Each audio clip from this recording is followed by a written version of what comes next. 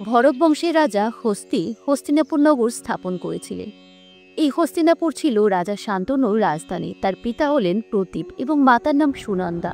শান্তনু জ্যেষ্ঠ ভ্রাতা দেবাপী সন্ন্যাস ধর্ম গ্রহণ করায় শান্তনু হস্তিনাপুরের রাজা হন। তিনি যাকে স্পর্শ করতেন তিনি নবযৌবন ফিরে পেতেন, তাই তার নাম হয় শান্তনু। পূর্বজন্মে তিনি মহাভীষ নামে ইক্ষ্বাকু রাজবংশের একজন শক্তিশালী রাজা ছিলেন। তিনি 1000 অশ্বমেধ যজ্ঞ এবং 100 রাজসূয় যজ্ঞ করেছিলেন। এছাড়াও তিনি বহু গুণের অধিকারী ছিলেন। ফলে মৃত্যুর পর তিনি স্বর্গ লাভ করেছিলেন। একবার ব্রহ্মার দরবারে সমস্ত দেবতারা একত্রিত হন। মহাভীষ এবং গঙ্গাও সেখানে উপস্থিত ছিলেন। তখন বাতাসে গঙ্গার বস্ত্র শরীর থেকে পড়ে যায়। সেখানে উপস্থিত সকল দেবতারা মাথা নিচু করলেও মহাভীষ তার দিকে তাকিয়ে রইলেন। তখন দেবী গঙ্গাও তার দিকে তাকিয়ে থাকলেন। এটি দেখে ব্রহ্মা ক্রোধান্বিত হন এবং তাদের মর্তে জন্ম নেওয়ার অভিশাপ দেন। তখন মহাভীষ ব্রহ্মাকে অনুরোধ করেন তিনি কুরুরাজ প্রতীপের পুত্র হিসেবে জন্মগ্রহণ করতে চান। ব্রহ্মা তা মঞ্জুর করেন। গঙ্গা পৃথিবীতে আগমনের সময় অষ্টবসুকে দেখতে পান। কামধেনু চুরি করার অপরাধে ঋষি বৈশিষ্ট্য এই অষ্টবসুকে পৃথিবীতে জন্মগ্রহণের অভিশাপ দিয়েছিলেন। তারা গঙ্গাকে বলেন তিনি যেন তাদের জননী হন এবং জন্মের পরেই যেন তাদের হত্যা করেন, যার ফলে তারা পুনরায় স্বর্গে ফিরে যেতে পারবেন। তারা কুরু রাজবংশীয় কোনো রাজাকে তাদের পিতা হিসেবে কামনা করেছিলেন। একবার কুরু রাজা প্রতিপাকে ধ্যান করতে দেখে গঙ্গা এক সুন্দরী রমণী রূপ ধারণ করে তার কাছে এসে তার ডান উড়তে বসলেন। তখন তিনি গঙ্গাকে জিজ্ঞাসা করলেন তিনি কি চান। গঙ্গা তাকে বললেন তিনি তাকে স্বামী হিসেবে পেতে চান। প্রতিপা জানালেন তিনি তা পারবেন না, তবে তিনি গঙ্গাকে তার পুত্রবধূ হবার প্রস্তাব দেন, কারণ গঙ্গা তার ডান উরুতে বসেছিলেন।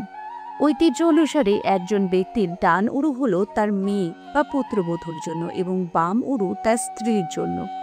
বৃদ্ধ বয়সে প্রতিপা ও তার স্ত্রী সুনন্দার ঘরে শান্তনুর জন্ম হয়। প্রতিপা শান্তনুকে হস্তিনাপুরের রাজপদে অভিষিক্ত করে তপস্যা করতে জঙ্গলে যান। একদিন শান্তনু নদীর তীরে এক সুন্দরী মহিলাকে দেখে তার প্রতি প্রণয়াসক্ত হয়ে পড়েন এবং তাকে বিবাহ করার প্রস্তাব দেন। সে ওই প্রস্তাবে রাজি হয়ে যায়, কিন্তু শর্ত দেয় যে কোনোদিন তার কোনো কার্যে শান্তনু যদি বাধা দেয় বা কোনো প্রশ্ন করে তবে সেই মুহূর্তে সে তাকে ত্যাগ করবে। বিবাহের পর তাদের একটি পুত্র সন্তানের জন্ম হয়, কিন্তু তিনি এই শিশুটিকে জলে নিক্ষেপ করেন। অসহায় শান্তনু তার কাছে এর কারণ জিজ্ঞাসা করতে পারেনি। কিন্তু একে একে 7টি পুত্রকে নদীতে বিসর্জন দেওয়ার পর গঙ্গা যখন 8ম পুত্রকে বিসর্জন দিতে যাচ্ছিলেন, শান্তনু নিজেকে সংযত করতে না পেরে গঙ্গাকে বাধা দেন এবং এর কারণ জানতে চান। গঙ্গা তখন রাজা শান্তনুকে ব্রহ্মার অভিশাপের কথা জানান। অষ্টবসুর কাহিনী শুনিয়ে তিনি বলেন তাদের সকলকে তিনি এইভাবে কেবল মানব জীবন থেকে মুক্তি দিয়েছেন, কিন্তু শান্তনু বাধা দেওয়ায় তিনি 8ম পুত্রকে বিসর্জন দিতে পারবেন না। তবে 8ম পুত্র দেবব্রতকে গঙ্গা সঙ্গে নিয়ে যাবেন এবং সঠিক সময়ে তাকে আবার শান্তনুর কাছে ফিরিয়ে দেবেন। এরপর গঙ্গা শিশুটিকে সঙ্গে নিয়ে অদৃশ্য হয়ে গেলেন। স্ত্রী এবং পুত্রদের হারানোর শোকে শান্তনু তখন ব্রহ্মচর্য পালন করতে শুরু করলেন। যুদ্ধ না করে সৎ আচরণের দ্বারা তিনি সমগ্র বিশ্ব জয় করতে সক্ষম হন। একদিন গঙ্গার ধারে হাঁটতে হাঁটতে শান্তনু দেখেন একটি সুদর্শন বালক অস্ত্র প্রশিক্ষণ করছে। কিছুক্ষণ পর সে অদৃশ্য হয়ে যায়। তার মনের মধ্যে তখন অন্যরকম এক অনুভূতি জাগে এবং নিজের পুত্রকে দেখার জন্য তিনি গঙ্গাকে স্মরণ করেন।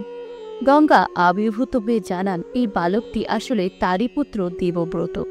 ঋষি বৈশিষ্ট্য ছিলেন তার ধর্মগুরু এবং পরশুরাম তাকে অস্ত্রবিদ্যায় শিখিয়েছেন। তিনি দেবব্রতকে শান্তনুর কাছে সমর্পণ করে আবার অদৃশ্য হয়ে গেলেন। এরপর একদিন যমুনা তীরে ভ্রমণ করার সময় শান্তনু মিষ্টি গন্ধ পান। ঘ্রাণের কারণ অনুসন্ধান করতে গিয়ে তিনি সত্যবতীকে দেখতে পান। ওই মিষ্টি ঘ্রাণ আসলে সত্যবতীর কাছ থেকে আসছিল। সত্যবতী ছিলেন জেলেদের কন্যা। তাকে দেখে শান্তনু তার প্রেমে পড়ে এবং তাকে বিবাহ করার প্রস্তাব দেন। সত্যবতী রাজি হয়ে যান। তবে তার পিতা শান্তনুকে এই মর্মে শর্ত দেয় শান্তনু ও সত্যবতীর সন্তান যদি সিংহাসনে বসে তবেই শান্তনুর সঙ্গে সত্যবতীর তিনি বিবাহ দেবেন। কিন্তু রাজা শান্তনুর জ্যেষ্ঠ পুত্র দেবব্রত ছিলেন সিংহাসনের আসল উত্তরাধিকারী। এই কথা জানার পর সত্যবতীর পিতা এই বিবাহ দিতে অসম্মত হন। রাজা শান্তনু তখন সত্যবতীর বিরহে শোকাতুর হয়ে পড়েন। দেবব্রত পিতার দুঃখ নিরসনের জন্য সত্যবতীর পিতার কাছে যান এবং তাকে কথা দেন সত্যবতীর সন্তানই হস্তিনাপুরের সিংহাসনে বসবে। কিন্তু সত্যবতীর পিতা বলেন দেবব্রত সিংহাসনের প্রতীক, তার দাবি ত্যাগ করলেও ভবিষ্যতে তার বংশধরেরা এই সিংহাসনের দাবি জানাতে পারে। তখন হস্তিনাপুরের সিংহাসনের প্রতি সত্যবতীর সন্তান ও তাদের বংশধরদের অধিকার সুনিশ্চিত করার জন্য দেবব্রত আজীবন ব্রহ্মচর্যের প্রতিশ্রুতি দেন। ফলে তিনি অবিলম্বে সত্যবতী ও শান্তনুর বিয়েতে রাজি হন। দেবব্রত বিবাহ না করায় যে ভীষণ প্রতিজ্ঞা করেছিলেন তার জন্য তার নাম হয় ভীষ্ম। পুত্র এই প্রতিজ্ঞার কথা জেনে শান্তনু তাকে স্বেচ্ছামৃত্যু বরদান দেন। এরপর সত্যবতী ও শান্তনুর বিবাহ হয়। সত্যবতী চিত্রাঙ্গদ ও বিচিত্রবীর্য এই দুই পুত্রের জননী হন। শান্তনুর মৃত্যুর পর চিত্রাঙ্গদ হস্তিনাপুরের রাজা হন।